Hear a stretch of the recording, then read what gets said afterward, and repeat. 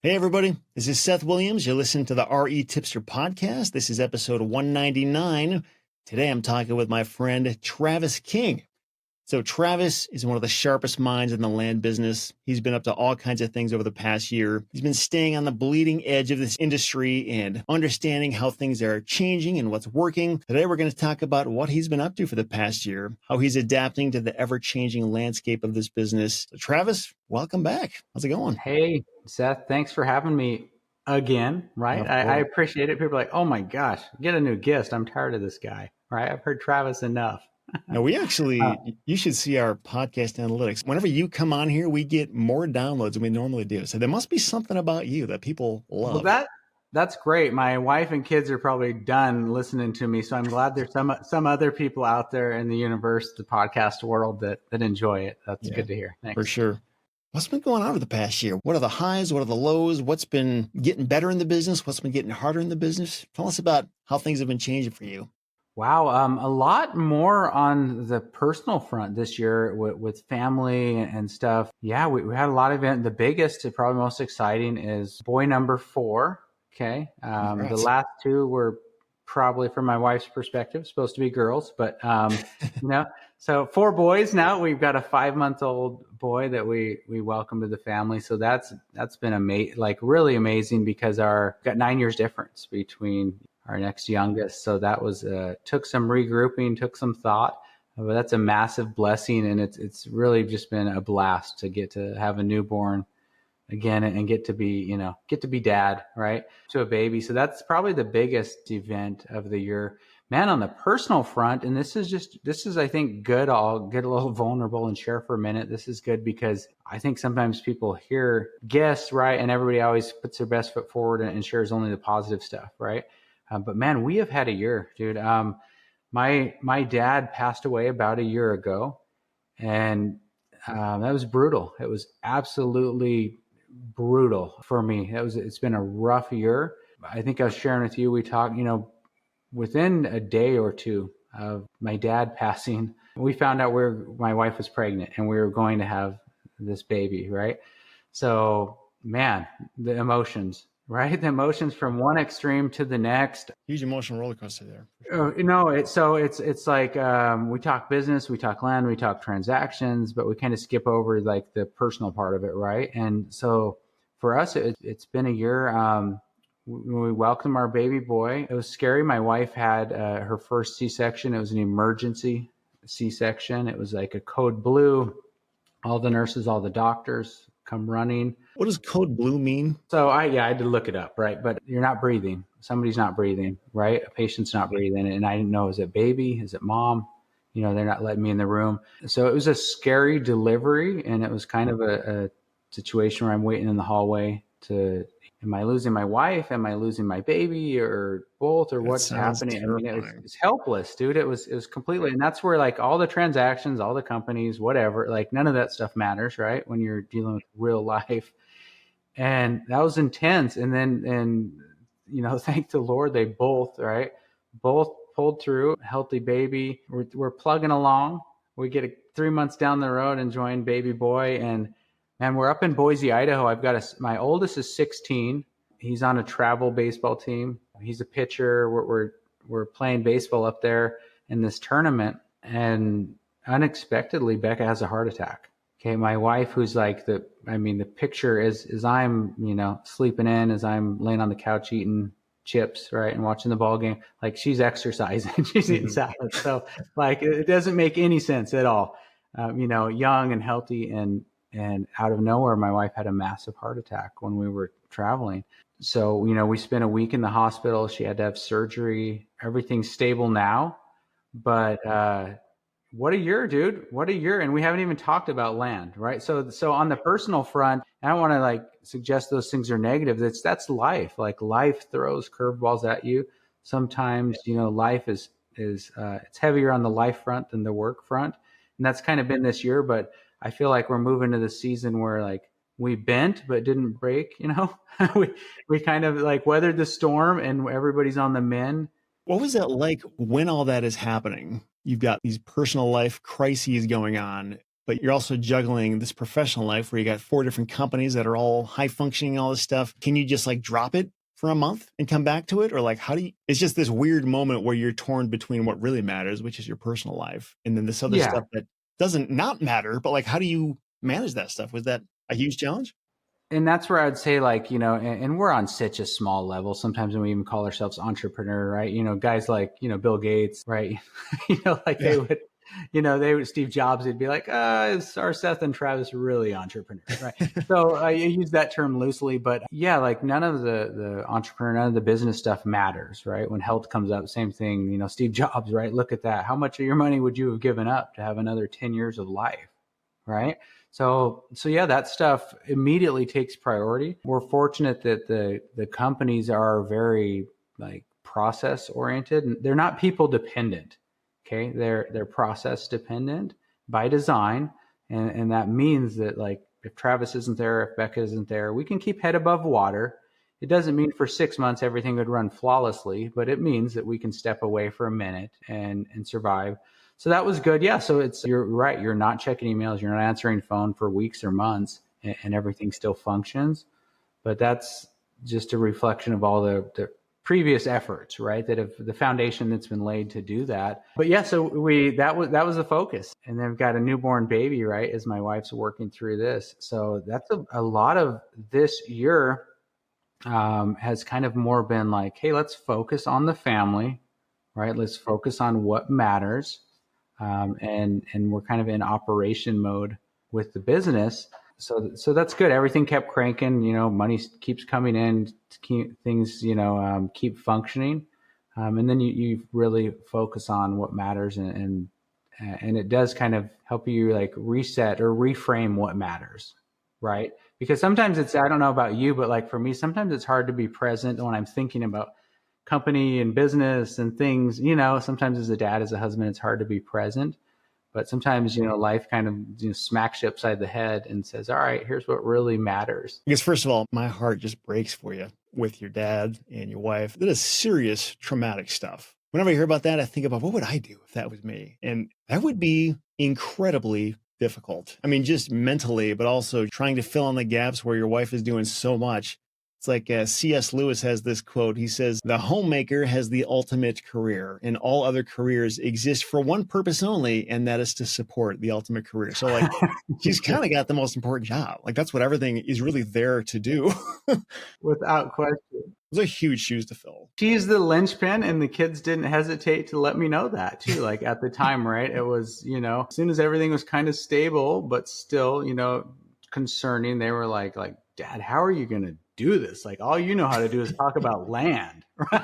You know what I mean? Like you don't know anything about packing lunches or kids' schedules and stuff, right? But I think that the beauty of a partnership is there's times you pick up slack. There's lots of times they pick up slack, right? And you kind of work through things. Your dad actually said something, or at least you said it was your dad said this, that has stuck with me a lot. It's easy to soar like an eagle when you're surrounded by turkeys.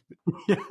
And I think at the time that was his way. He wasn't big on compliments. Okay. I think that was his way of like the backhanded compliment where very young, very early, I had gotten a pretty significant promotion in my 20s, and I was managing 40, 50-year-olds at the time.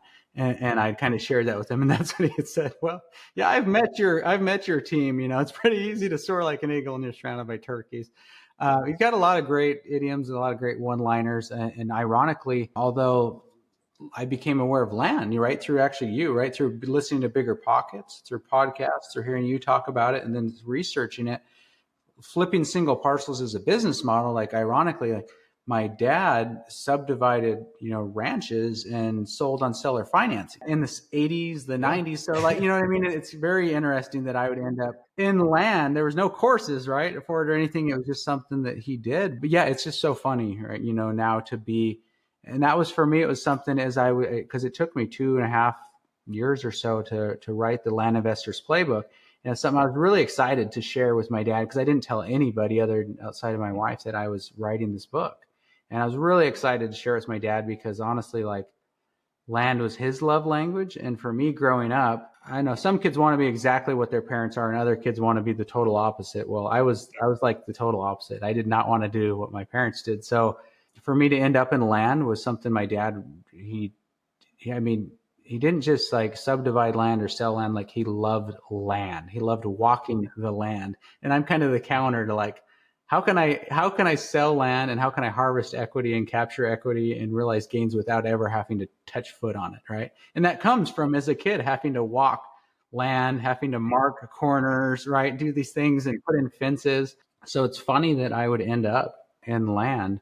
But yeah, my dad definitely had influence. So I was really excited to share the book with him. And unfortunately, he passed a couple months before the book came out, because I'd shared a couple of little stories in there about him in it. And this was a sudden thing, right? Like you weren't expecting this. It just happened. No, it was sudden. So land for me was like, it's just funny to end up in land. My aunt and my dad both subdivided land and sold land via seller financing since the 80s, and my dad actually used to buy it with seller financing, subdivide it and sell off the children parcels, on payments. And I kind of thought this was some Montana redneck agreement or arrangement. I didn't realize it was a super sophisticated strategy that I now use myself and now teach. I just thought it was something that was kind of a backwoods Montana thing. But yeah, so it's funny to end up in land, right, where I've got some family that's been doing it since the 80s. Your book, I'm glad you brought that up, The Land Investor's Playbook. I remember we were talking last year, that was like just about to drop. It was about to happen. And I listened to the audiobook, amazingly high quality audiobook, by the way. Like it sounds super pro and you're very easy to listen to. And all the listeners out there, like if you've not checked out this book yet, like check it out. It's by far the best land investing book I've ever read. And he just nails it. It really is a playbook where you can kind of pick and choose which approach you want to take, the pros and cons of each one. I think it was the land boss. The boss method. The boss method. I mean, that was exactly what I needed to hear 10 years ago. And he just like laid it out so clearly. It's basically like following a bit of a different business model in terms of what you're willing to offer and the disposition strategy, and always using title companies for those and using real estate agents. It takes a lot of the assumptions that most people have when they're taking a course. And it's like, no, it doesn't work like that anymore. We're in a different class of land. And just the way you explained it was beautiful. So everybody out there, just drop what you're doing, push pause, go get that book. It's an awesome book. Yeah. So Amazon, The Land Investor's Playbook, you can pick it up there, the audio book, if you're into that, right? Kind of depending how you like to consume things. But it was something where I saw a lot of the content I saw was honestly just lead magnets, like these skinny little books that were lead magnets, right, to a course. And the Land Investor's Playbook was epiphanies along the way of our own business evolution as we move from small deals to bigger deals. We move from closing and buying and selling ourselves to using title companies, to using agents, to doing bigger deals, using other people's money. And really for me, it was, as I would coach people, I would kind of share with them these specific strategies, and I would end up answering the same questions over and over again. So it was kind of like I started to put together a Google Doc, and it was like, what, if I had this in book format, I could kind of like say, hey, before you coach with me, read the whole book, and now you're oriented, and neither one of us have to spend, like, you don't need to spend your hard-earned money on calls learning something that you could have in the book. You're oriented by the time you find me, right? And I don't have to repeat the kind of an FAQ type thing, so the book became, but it just grew, dude. It just grew as we started writing it, like it, how it is. You just keep, and then you keep rewriting it, and then you go, yeah, it's good, but not great. And it's this project that's supposed to be 6 months, turns into 2.5 years. But I'm thankful that we were able to bring it across the finish line and get it in the hands, of people, because that was really the goal, was not just a lead magnet, not something, skinny marketing piece, but actually like, hey, these are the plays we use in our playbook. And just with the caveat that, like, that doesn't mean you have to do all of them, everybody, and all at once. Like, I don't want to overwhelm you, but I want you to understand the different strategies, and sometimes one resonates with people. Sometimes they read the chapter on subdividing and they go, oh, this is all I'm ever going to do. Why would I do anything else? So, that was really the intent of the book, was to share, in a sense, like our business model, share our business model with others. And obviously on the book, I can't show you where to click your mouse and what software is currently the best for this strategy. That's kind of more the coaching piece of it, but I can certainly share the framework, you know what I mean? And make you aware of some strategies that are beyond the current, regurgitated, same old small single parcel flip thing that's being taught for decades, right? Yeah, and that was kind of what I loved about it is some people I feel like have a decent understanding of like the tired old strategy that's been taught for 15 years. But like with just a few tweaks from some of these things, it's like, oh yeah, I didn't realize I could do that too. And this opens up like this huge new vein of opportunity that I was blind to because I was focused on this buying and selling desert squares for cheap. Well, and you kind of hear that like, hey, if you're a hammer, you've probably heard that before, right? Everything looks like a nail. And that's kind of how some people operate. But if like you're open to other strategies and marketing pieces and exit strategies, it's kind of the whole like, instead of I can't, kind of go, how can I? And you go, well, this doesn't work for a buyout right at 50%, but maybe it's a good double close. I can buy it at 75, 70%, or, this doesn't work here, but how could I still convert this lead? Or you go, geez, like, yeah, this is a decent deal, but what if I subdivided and added value? Then it becomes real juicy, and then you go, and then what if I sold it off with seller financing at 10% plus interest? Then it starts to look real good. And that was the goal of the book, was to introduce new strategies that maybe aren't, it certainly didn't necessarily invent all of them, but like just bringing awareness to people of what worked in our own business, and piquing curiosity, and then hopefully people resonate with one of the plays in the playbook, and it has a big impact on their business. Has that book played a pretty big role in your business over the past year? Like, do a lot of people discover you through that, or is it? Here's the interesting thing is like because we yet today, I mean, at the time of this recording, Seth, I haven't paid a penny to promote it. So, we'll probably move into, we kind of wanted to see organically what could happen, and we'll probably move into like some paid ads and promotions on the book. But just by itself, I wanted to see what it could do. Right. And it's interesting because it's one of those things, you hear the saying, the publisher told me this, where it's like, there's a lot of people go, I'm a bestseller. I've got 10,000 copies in my basement to prove it. Right. Kind of jokingly that, you just don't know how a book's going to do until you get it out there. And it's been really nice to know that there's all these, we're a small niche within land, but there's some very, dedicated people, a lot of people just as obsessed as me about this asset class.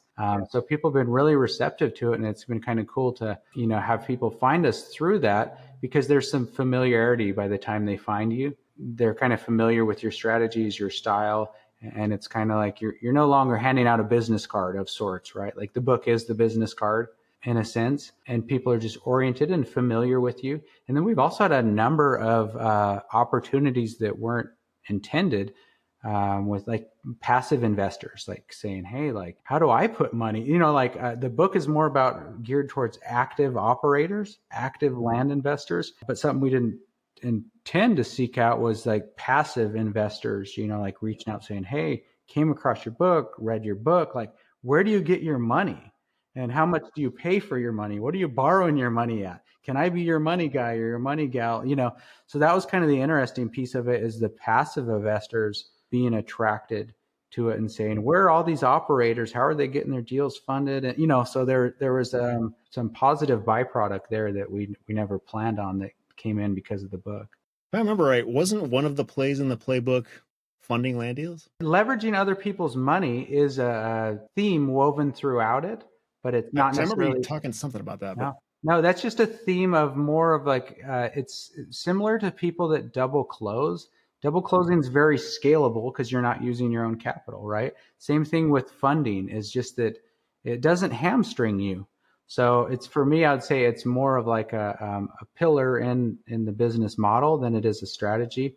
But yeah, leveraging other people's money really allows you to scale. You're just so limited, using your own. The funding thing it's a really cool sub opportunity in the land business, because there are situations where like I could fund a deal, in other situations where like I would need a funder to do the deal. It's like you don't have to be one or the other. It just depends on like, who are you and what do you got and what opportunities do you have? There's situations where like, that's what when I saw like a lot of the house gurus, most of the business models are the same, where there's like this cheap tripwire course to get them in these communities. And then like ultimately you're funneling deals to this big guru, right? And then you're assigning it to them for a very small assignment fee, and they end up with all this equity.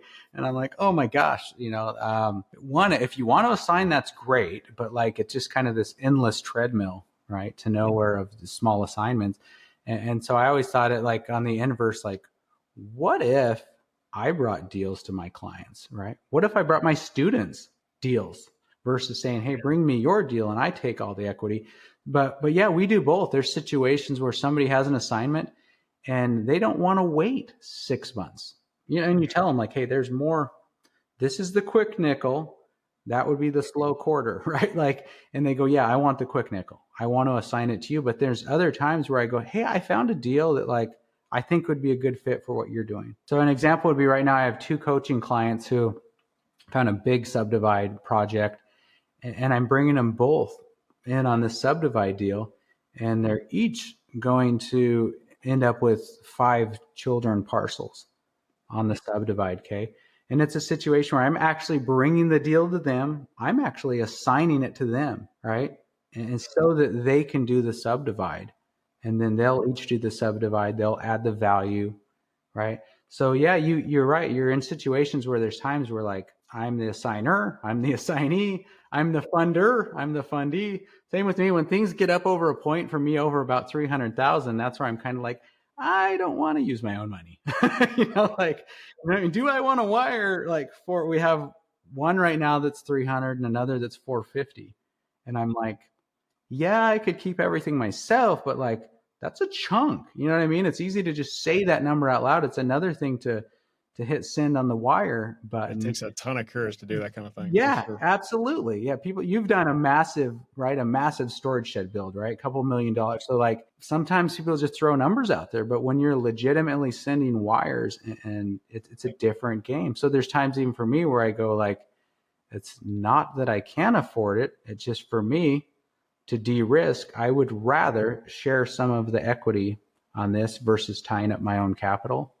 And everybody, it's at different levels, I think. What I love about what you teach is kind of go back to how your book is laid out, how there's these different angles you can go at a deal. It's like, hey, if it doesn't make sense for this, I could sort of reposition myself and do this. And it's cool because you can basically have a lot more tools in your toolbox to do different things. Is there any validity to the idea of like, I realize I can do this and that, but I'm going to specialize on these 2 plays on purpose. I'm going to ignore everything else just to be really good at does that ever make sense? Or do you choose anything to specialize in? Absolutely. Almost each play in the Land Investors Play could be a business model. Yeah. Right? I'm kind of like, it's like what I tell people when I'm coaching is I'm not going to give you a cookie cutter template. I go like, what kind of business do you want to own? Like what is successful to you? Just, a young guy in his 20s, it might be like, hey, I want to actually have an office space. I want to have team. I want to have a logo, a brand. And somebody who's like older might be like, I just want the max revenue with the least input and the least team. Yeah. So it's kind of like what makes sense, for you. It's the same thing with the strategies is what's in alignment with what you're trying to accomplish. If somebody wants to build up a lot of recurring revenue, by notes, I might suggest to them if I'm coaching them, hey, let's buy properties, let's subdivide them. And then you turn one parcel into 5. And then let's create 5 notes and you sell those off, right? Because that would help you accomplish your goal. Now, if you're doing that, you don't need to be doing my waterfront targeting or portfolio takedowns or all these things, right? Because for you, that's all you need. It's really just presenting a menu. You go to a restaurant, you open up a menu and you don't go, I'll have one of everything. You go, well, these 3 look good, but eventually at some point you got to kind of pick one entree, right? And that's sometimes kind of I get one of everything, but yeah, that's my problem, right? Is I'm like, well, I'll have 3 desserts and I'll have those before the meal. So that's kind of the intent of the book, though, is like what resonates for you and what makes sense with what you're doing. It's not to say, hey, you should be doing all 7 of these things. All these strategies just came as byproduct of the old archaic county-wide marketing. Each of these strategies came as byproduct. So we just kind of said, hey, how do we get intentional about replicating and repeating that outcome, that profit, that deal type? And that's really all we did. But yeah, certainly not like, hey, you needed to be doing all these and all these at once. It's kind of like marketing. You wouldn't take a newbie and you wouldn't say, hey, you should mail, you should text, you should cold call, you should send ringless voicemail, you should send emails, right? Like, oh my goodness. You go, hey, let's pick one, let's get good at one, let's exploit it, right? Scale it. And then when you feel like you got it down, maybe we'll move on to a second one. Kind of same thing with the plays. Let's find a play that works for you, that makes sense, right? Versus overwhelming you with all of them at once. But usually there's one or two that really resonate with people and they're attracted to, hey, I want to target waterfront properties. That excites me. Rather than looking, like you said, desert properties. I'm in Arizona, right? So like for me, like if there's a tree on a property, like we're going to get 7 different angles of that tree on the on-site photos, right? Because all the photos look the same, but when you're reviewing waterfront lots in Florida, it's much more exciting. Okay. For me anyway, and I think a lot of people feel the same. So there's certain property types or acquisition strategies and disposition strategies where people go, hey, this excites me. This resonates. I'm passionate about it. It's not just flipping land. I actually like the subdivide process. I like the value add. I can offer the seller more, so it's really for them, like finding within the book what chapter. And most people have a favorite, right? It's like, hey, I really liked this one, not so much this, or not yet. That doesn't make sense, right? But there's usually something for everybody. You mentioned all the different marketing channels that you can use, but it's better to like get good at one and then maybe think about another one. Where we're at this point in time, late 2024, what's your favorite one? Is it still direct mail, or has that changed at all? Or maybe if you could have one or two, what would your two be and why? Yeah, well, I think, again, it's like start out with intent. Like, what am I trying to accomplish? What am I trying to make on a deal? What am I always feel like for the inexpensive properties where there's not a big variance in pricing, just sending direct mail blind offers is wildly efficient at the cheaper price point. The challenge is when you get into higher value properties, accurately estimating values up to $300,000-$400,000 you can be off by so much that maybe it's not effective. But ultimately, for the most part, if you really put thought into this, and some people, like I have a couple clients who are like introverts and they're like, I do not want to talk to anybody ever, right? So I go, okay, for your business, we're doing blind offers, and there's going to be a lot of work on the front end, right? But we'll do blind offers by direct mail for you. For somebody else who says, hey, I'm a social butterfly, I love to chat with people on the phone, build rapport, get to know them, right? Don't mind like a lot of phone calls. Then I go, okay, well, blind offers wouldn't make sense. That would rob you of like your superpower of talking to people. So for me, a lot of the time, for most people, I would say almost all marketing that we do, we're eventually trying to get them on the phone, right? Like, you know what I mean? Like even the texting, the letter, the RVM, all these things. What's the call to action? It's usually like, call me back. So ultimately, if we can start with that platform, like cold calling, right? If we can start with that platform, that medium that we're driving them to, we've immediately maybe reduced one touch point by saying, hey, if we can just cold call them, get them on the phone, good luck texting a landline. Okay. I'm not, texting's fantastic, but it's the same reason when people do letters, a lot of people come from other asset classes and they go, oh my gosh, you land investors are so behind. You're all sending mail. And you go, well, that's because everybody that owns land gets a tax bill. How does the assessor send the bill? By mail, right? Who gets the bill? Everybody, right? So they don't text the bill, right, with a payment link because you can't text a landline. So a lot of the times what's driving the marketing channel, is you go, what reaches the most people? But for me, I always go like, if the call to action is to get them on the phone, like it makes sense to start with that.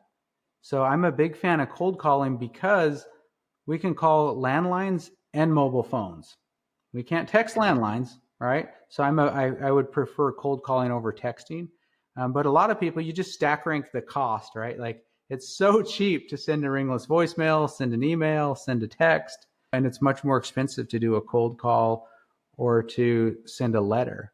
But for me, like ultimately with our business, most of the time, we're trying to get them on the phone. So if we can start with that, we kind of collapse that acquisition cycle and that negotiation, but I personally, I tell people, I like, if I coach you, I build it on your personality and what you want to do, not like stuff down your throat what works for me. Because if you're sweating on the phone and you don't want to talk to people, but you love spending hours in spreadsheets and pricing things, then I would say, yeah, we're just going to have your business built on very, very accurately and intelligently priced blind offers via direct mail. But the social butterfly over here, we want him on the phone because, he might go drive and meet people. He might talk to people. People are going to sell their land to him, not because his price was right. Whereas you don't want to ever talk to anybody, right? So I think it's very like subjective or personal, For those people who don't want to get on the phone, do you think they're at a disadvantage? Like, do you think that hurts them? Yes, I do, because I was one of them. Life rewind a decade or so. That was me. Like, I'm an engineer behind like multiple massive monitors, right? And anytime my phone rings, it's like, oh, I got to talk to somebody. That's how I kind of used to be. So I can relate. I can honestly relate to that. And I just feel like conversation can be unpredictable. It can be wildly inefficient. But when I closed everything and we did everything kind of ourselves, what I realized, I wasn't building a network and I wasn't building like a folio, right, of contacts. I wasn't building relationships. So when I bought everything with direct mail and blind offers and self-closed, I wasn't building a directory of title companies and title agents. I wasn't building a directory. When I listed everything myself, I wasn't building contacts in a directory of agents and brokers, right? When I started subdividing, right, like I start meeting surveyors, okay? Like land use consultants. So what happens is, although you kind of like mask, you kind of like are working within being an introvert, you never grow, so you're either like, you're delaying what is inevitable, or you're just building the company around kind of those limitations. So I think like sometimes, man, the reason you dread stuff, it's because like, that's what growth feels like, right? Growth is uncomfortable, and that's usually what is going on. What is why you feel uncomfortable. You're doing something outside the norm, and you might want to embrace that and just grow and stretch a little. But at the end of the day, it's your business. You get to build it how you want. You can be a one-man lone wolf. I was crushing it doing blind offers, one-person operation. But like my whole world expanded as soon as I started to approach things through a different lens of like, hey, this is a team sport, not an individual sport, right? And same thing, opportunities come our way. All of a sudden, those agents you're listing with, they've got pocket listings. They've got people who are about to do a fire sale. Like, you just deals and opportunity find you. The more network you have, when you silo yourself, the only opportunities that happen are the ones you create. So that's my take, but I can relate, man. I can resonate. I was there. I was one of them. And I'm not going to say I shed my skin and evolved. Like, it was painful and it was slow and it was clunky. But ultimately, for me to grow and do bigger deals and create more opportunity and abundance, like, we had to, right? We just had to. So tell me about your coaching. I know that's a big thing you do. What are the different coaching programs you've got at this point? Is it one-on-one or a group, or what does that look like? Well, a lot of people, I feel like what we used to do is, and I'm going to peel back the curtain. I'll share with you exact like numbers. So we did what I would call like I don't know, and especially in terms of land, a really big launch, maybe not in other industries, but a couple of years ago, we decided, hey, I want to work on branding. I've been teaching people very informally, kind of kitchen table, casually, but like, I want to launch the brand. So we hired some super overpriced, with great resume, marketers and consultants. And we kind of had our branding built out for us. They worked with me on not everything from the logos and slogans to like the courses and the value ladder. And as we worked through this, I learned some things because I shared, like, they looked at our course. They said, okay, like, what % completion rate of are people finishing your course, right? Who buys the course, right? What % of people that are doing your group coaching have success? And it was pretty cool because instead of just saying like, how much can we sell? They go like, what do you think's the best value product? And what do people have the most success with, right? And let's look at that. And what we looked at was, for me, when I was a course consumer, I will buy a course. It might be multifamily, single family, whatever, right? Like, I will go through the course 7 times and I could teach the course by the time I'm done. What I learned is that like that's unique to me. That doesn't mean everybody's that way. Here's the interesting thing. When I worked with a consultant, he looked at our courses and he said, okay, you have like a 18 to 22% completion rate. And I go, oh my gosh, that's terrible. Like 18 to 22% of the people buying the course are finishing at 100%. And he's like, oh, that's incredible.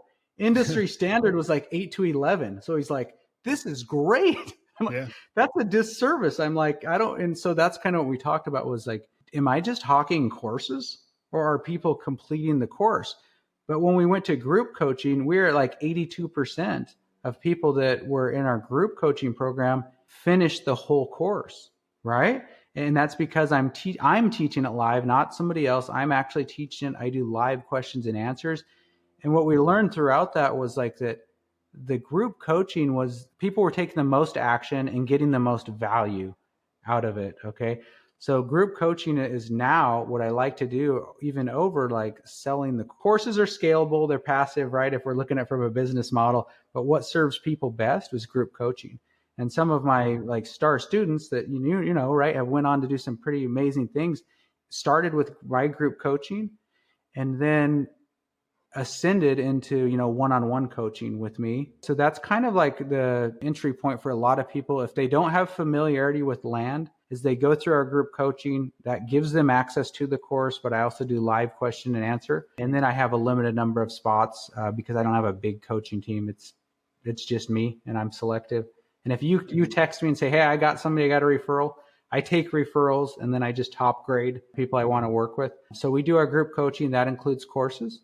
I offer one-on-one coaching, and then we have a mastermind where like a lot of the stuff you see in the book, you know, I can't, again, like I said, I can't like share my screen and show you what softwares are working today to pull waterfront properties or subdivide candidates.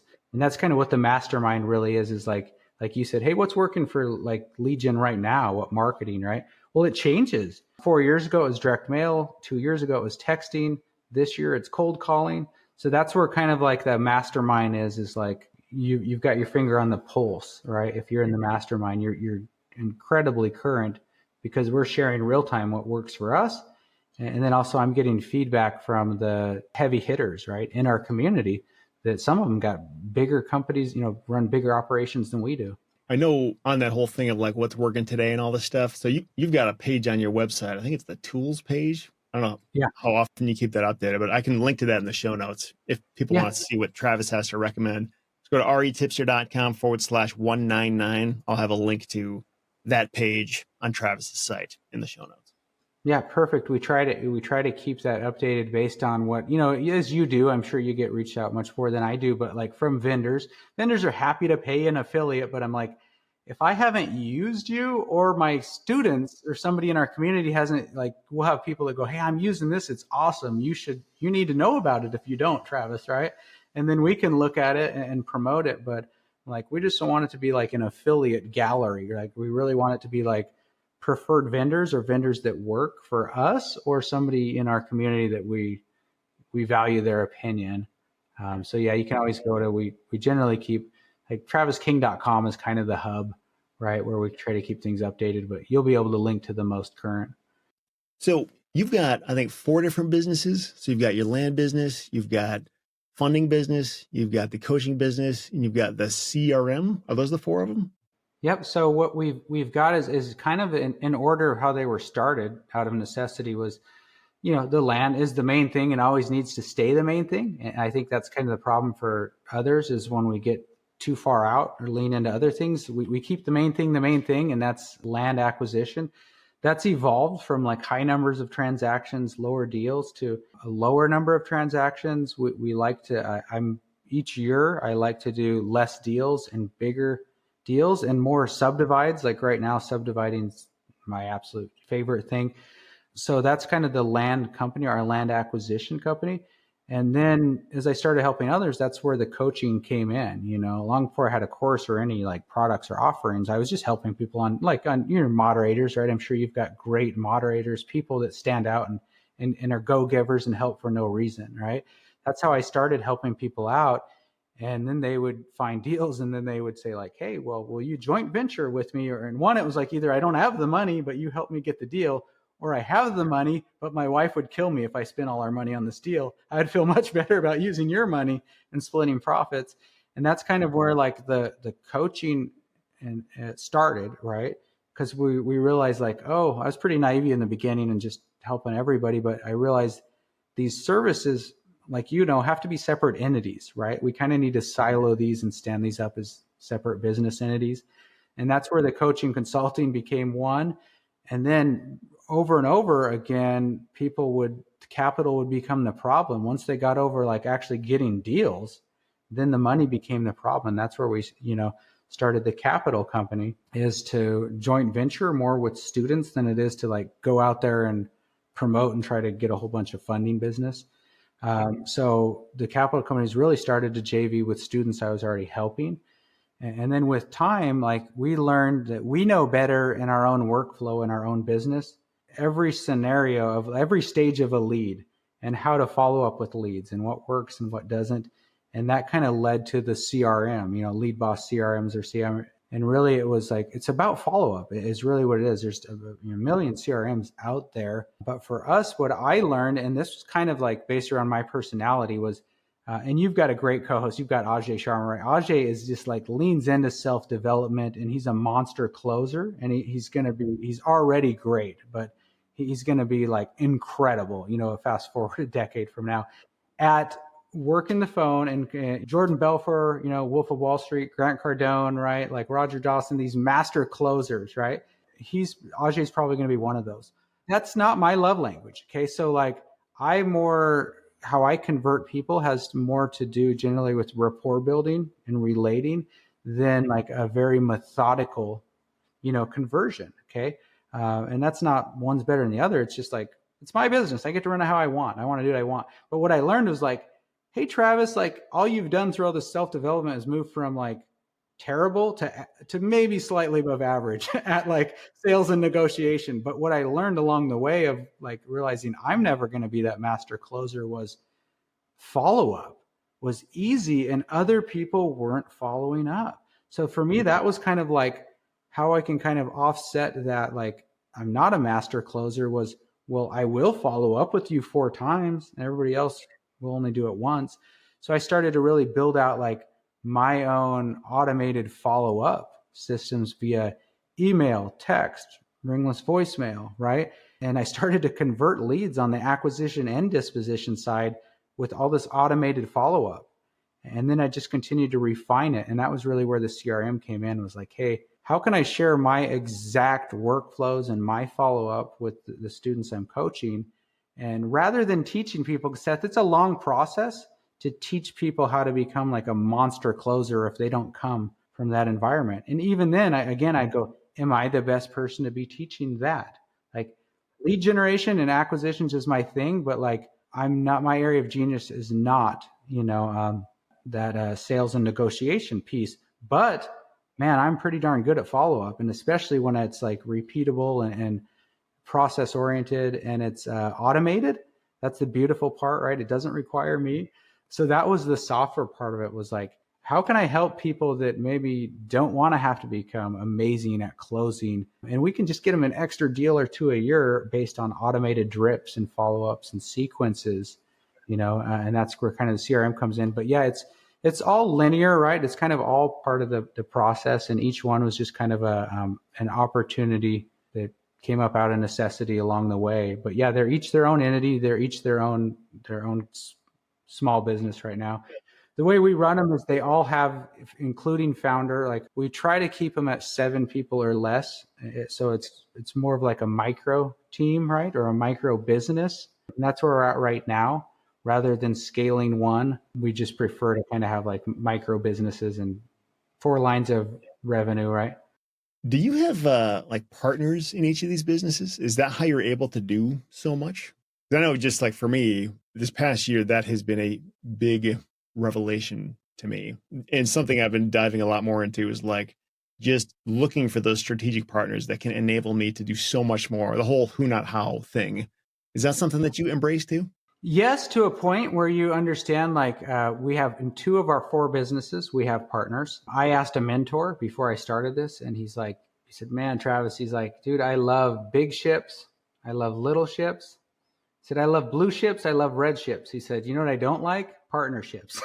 So he told me, he's like, you don't do partnerships. So that was kind of his experience. And what I learned though, is it can be really good or really bad, like whether you're on the same page. And sometimes you go, do I really need a partner or do I just need a consultant that knows what I don't know? So that's the decision you make, is do I really need to bring on a partner and give up 50% equity to shore up my weakness, or do I just need to leverage a consultant, right, and pay for that, or get access to whatever I'm lacking? So that's a consideration. But a big part of our business is like my secret weapon is, kind of behind the scenes, like my wife, right? She ran, before we got married, she was in the mortgage industry, and she was specifically like in reverse mortgages.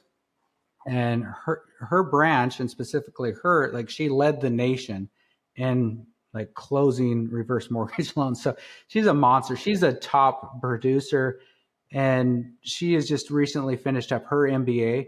And so she's kind of what I'd say, I'm like kind of the visionary, right? An action taker. And she very much she's COO of all 4 companies. So she kind of like, I kind of create the chaos, and then she makes sure we actually follow through and execute. So she's kind of my secret weapon. And there's a partnership even within that, right? With our own entities. So 2 of our 4 companies, like we own outright. The other 2, we have partners in. And yeah, no, the partnerships they've allowed us to do things kind of similar to funding. They allow us to execute on something that maybe would have never happened if we didn't have a partner. Right. So sometimes something's an idea and it wouldn't become a reality if you didn't take on that partner. And it's same for them. For them, maybe it was an idea they couldn't execute without you. Right. But at the same time, there's other situations where you go, well, do I need a partner, or do I just need like a consultant, or do I just need a line of credit? Right. So it's definitely a really, really deliberate decision, similar to picking a spouse. Right. You want to spend some time on this and pick the right partner because you live with them. Yeah, I think the thing that helped me get over, because for many years I had that same mentality of the partnership bad, don't do it kind of thing. But the thing that got me comfortable with it was when I figured out how to basically plan the divorce before the marriage starts. So basically like going into it thinking, okay, if something goes wrong, how can I not be stuck? Like, where's my eject button where either they can get out or I can get out, but we're not stuck. You're going, who gets the kids and the dog? And you're like, wait, we don't even have kids or a dog yet, right? But you're right. That's the main thing, is you get everything on paper. Anything that's going to be a tough conversation later, you anticipate and get in the operating agreement and get on paper now. And it's better to have those conversations now with the worst case scenarios than things arise and neither one of you expect. But that's growth. That's for me. Like, I was a hard worker. I was a top performer, top producer, but I wasn't a business owner. I didn't have a business acumen. So these are things you learn along the way, right? And sometimes you learn them by making mistakes. And sometimes, you learn expensive mistakes. And then sometimes you can take that, what you've learned from the last mistake, into the next company, the next business, the next venture you do. You take that and you can kind of go into it more informed, right? But I think sometimes it's easy to just go, nope, I'll never do this because somebody said. It's kind of like a rental, right? Like if you had a bad tenant, or you speak to somebody who has a bad tenant and they've only owned one rental, they hate rentals, and rentals are terrible because they've created this bias from their one experience. It's the same thing. If you had a really positive partnership, you're going to be high on them. If you had a negative one, you're going to be low. But ultimately, you've kind of just got to be open-minded about it, I think. So I am wondering, Donald Trump, he's going to be our president again. The economy is kind of changing. A lot of people have been having trouble with selling and disposition over the past year. Struggle has been kind of a common theme that I've just heard and seen a lot of. What do you think this means for land investors? Like, where do you think this industry is going? Is there anything that you recommend people do differently or start thinking about differently in the months ahead? Yeah, the administrations have huge impact on economy, right? Like real estate is a piece of the economy. That's what we care about. That's what we're talking about. So everything from interest rates. How do interest rates impact activity? How do they impact buyer behavior? How do they impact demand? So trust me, I game theoried this out, the decision tree, like, all right, if we're, who gets elected, how will we approach that? And I think we're moving into probably like what's going to be expansion, right? Values going up, interest rates going down, a lot of activity, right? Prices are definitely going to go up, but I also think there's going to be a ton of activity.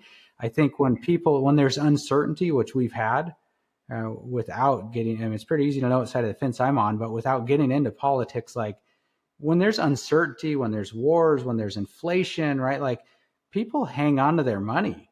People are uncertain, and that's our land buyers. And when interest rates are really high, people can't afford payments, right? So like it becomes stagnant. So I think we're about to move into an era where there's going to be a lot of transactional activity, a lot of opportunity. Now the challenge is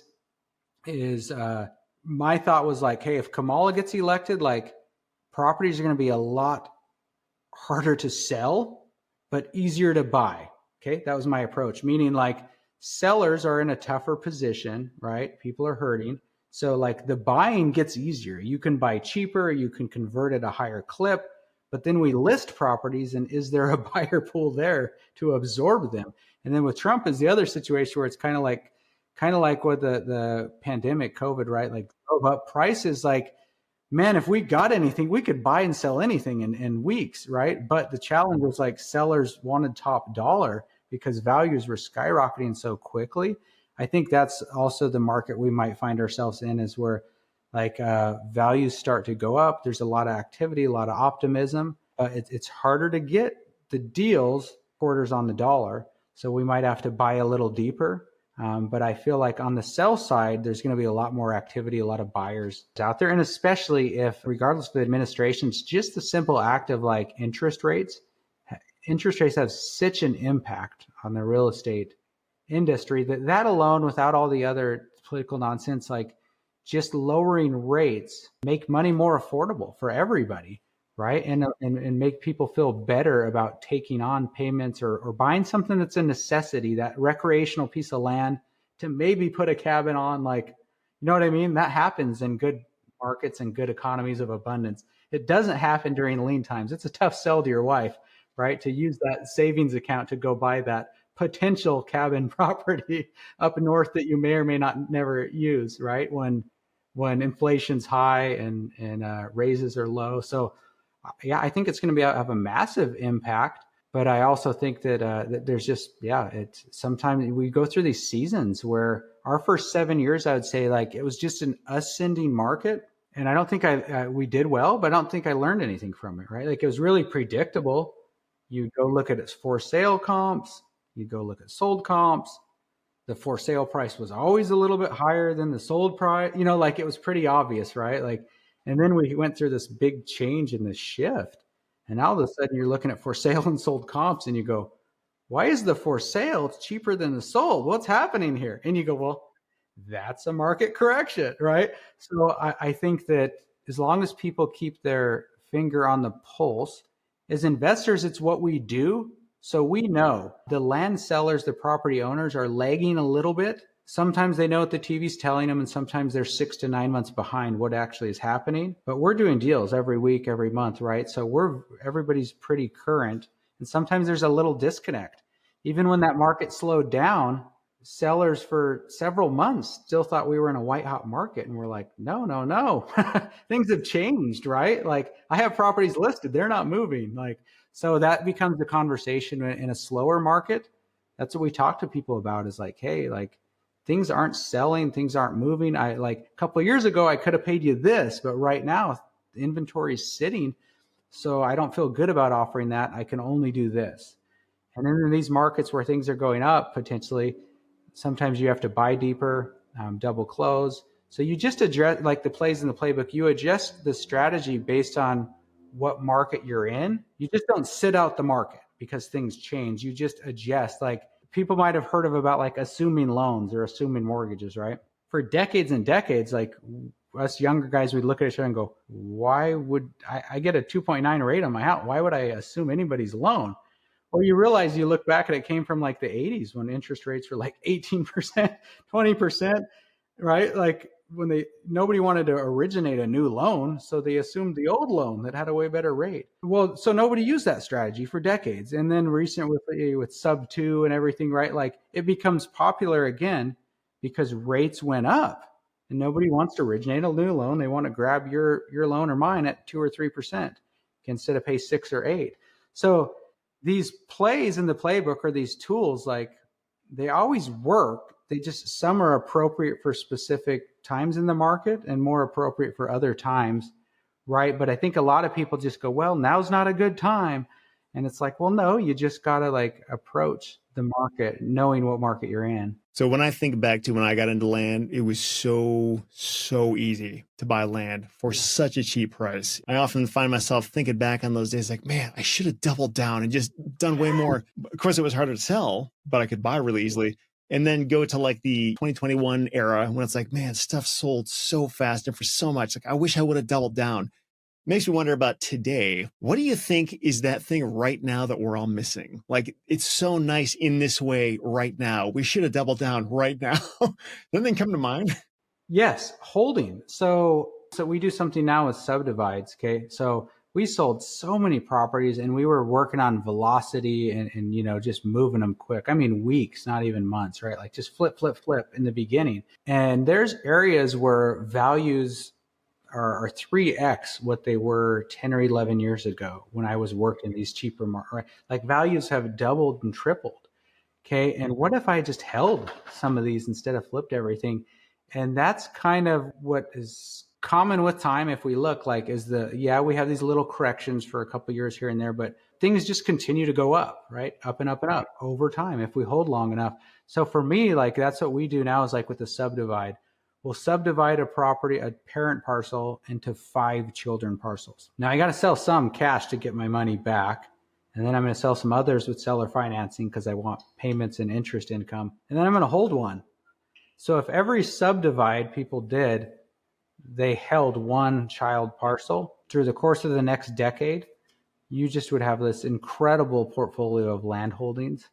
And I think that's the thing is sometimes, and especially more when I see it happens is when somebody actually transitions from their job to full-time land investor, they need all that income. They're living off of it. So you're cannibalizing the business.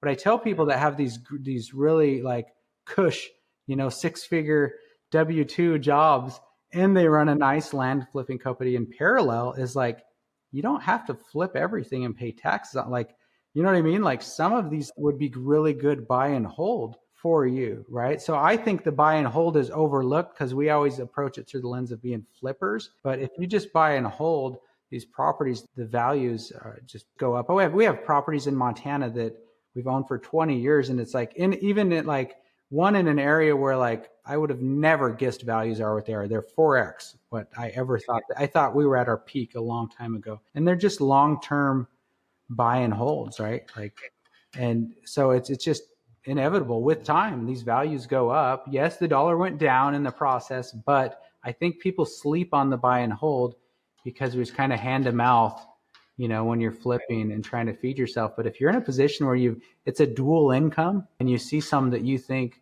you're getting a heck of a deal on, or values will certainly go up. I think that's the one people miss out on.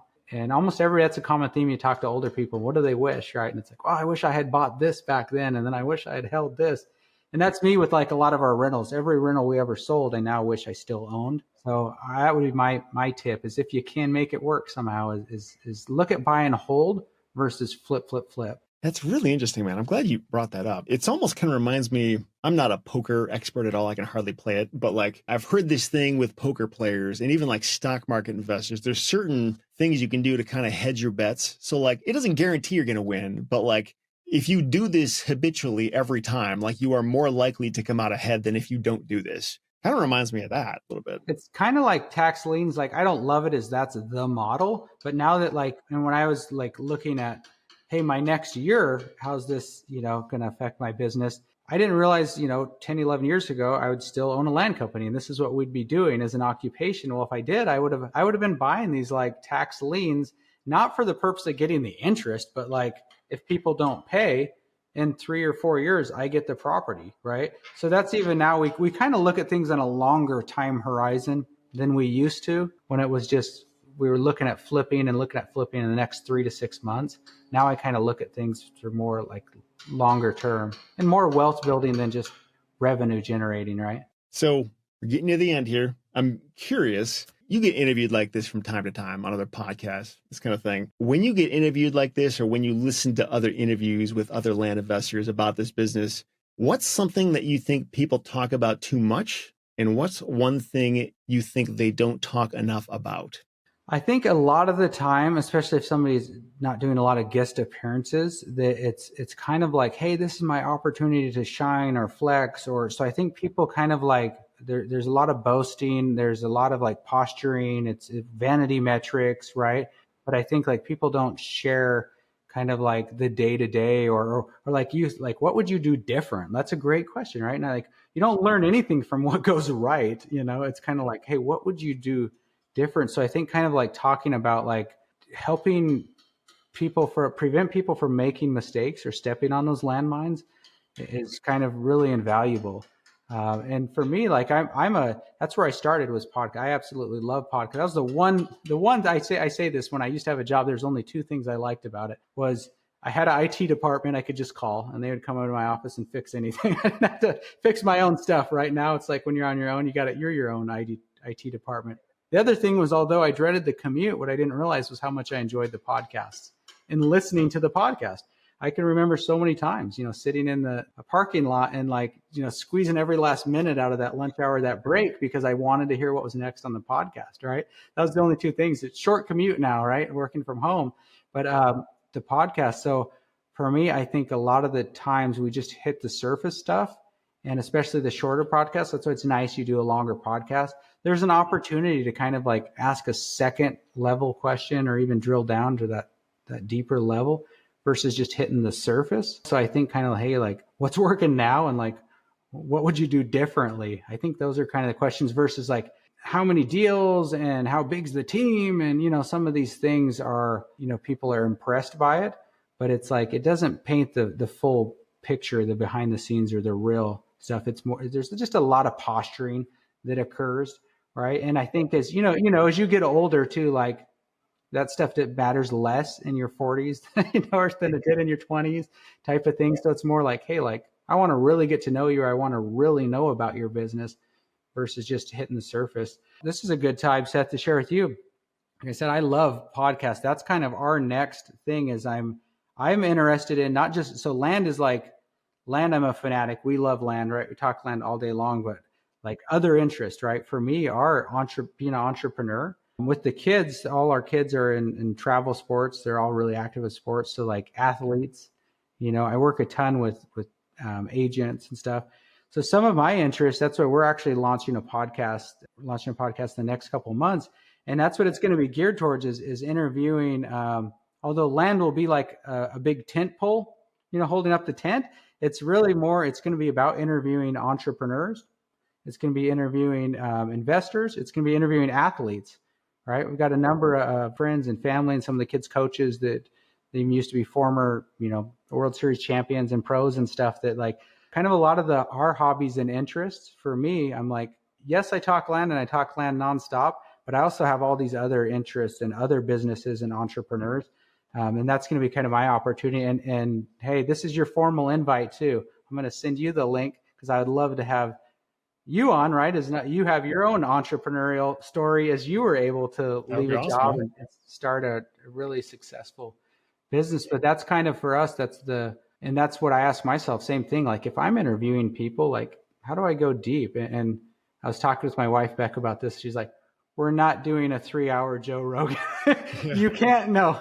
You don't get 3 or 4 hours per person. And I'm like, okay, but I don't want 15 minutes like you, right? I want an hour. We want to cover some real substance, Yeah. What's this podcast going to be called? The King Show podcast.